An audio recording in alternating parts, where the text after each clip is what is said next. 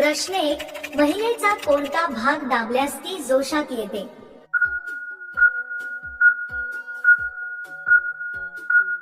उत्तर, दोन्ही आंब्याचे टोक चोळल्यावर ती जोशात येते. प्रश्न 2, कोणत्या नारीचे ठाणे खूप मोठे असतात?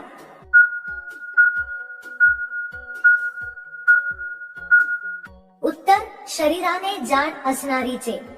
प्रश्न 3, कशी बाई लगेच जोशात येऊन लवकर मोकळी होते?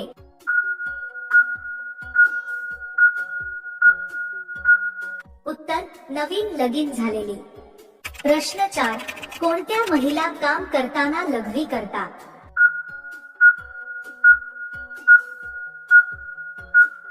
उत्तर, ज्यांना कंट्रोल होत नाही त्यांना. प्रश्न 5, कशा चिमणीत बाबूराव पटकन घुसतो?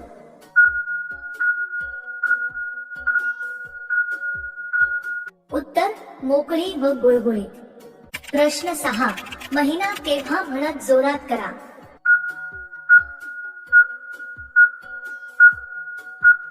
उत्तर, पाणी निघताना.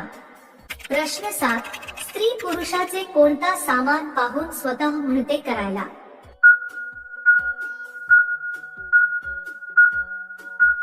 उत्तर, मोठा लांब अवजार पाहून.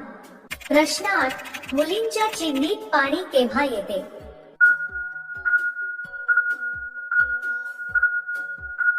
उत्तर, दोन्ही आंबे दाबल्याने व चोखल्याने. प्रश्न 9, जास्त दिवस क्रिया केल्यास चिमणीत काय बदल होतो?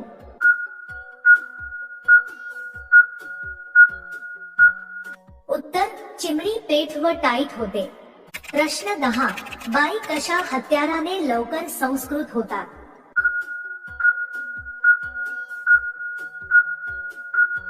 उत्तर, हत्यार लहान असो या मोठा स्टॅमिना मजबूत असणे आवश्यक आहे.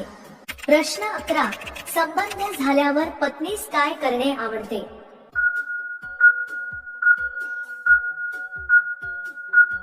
उत्तर, तिला मिठीत घेऊन रोमांस करावे. प्रश्न 12, जेव्हा पाणी आत पडतो तेव्हा तिला कसे वाटते?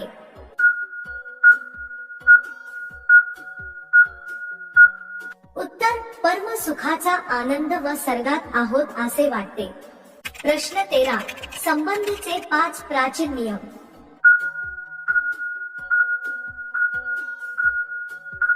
उत्तर, संबंध रात्री 12च्या आत करावे यामुळे संतान खूप तेजस्वी जन्मते. पराई स्त्री सोबत संबंध बंद नये. तिला काही त्रास होत असेल तर संबंधव नये. मासिक पाळी 4 दिवस संबंधू नये.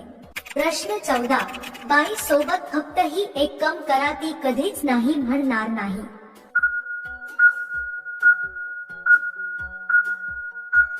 उत्तर, त्याच्या इच्छा आकांक्षा पूर्ण करा व तिच्याशी प्रेमाने वागा.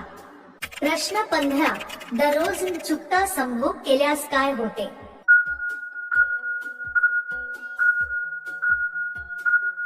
उत्तर, दररोज चुकता संभोग केल्यास तणाव व चिडचिड कमी होते. प्रश्न 16, कोणत्या वयात सर्वात जास्त गरज असते?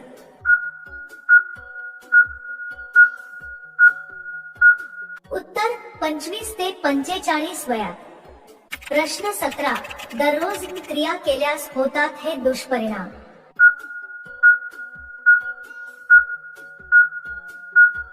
उत्तर, चिडचिडपणा, वादविवाद व भांडण. चल विचार होते. प्रश्न 18, गुगलवर एका मिनिटात किती लोक सर्च करतात?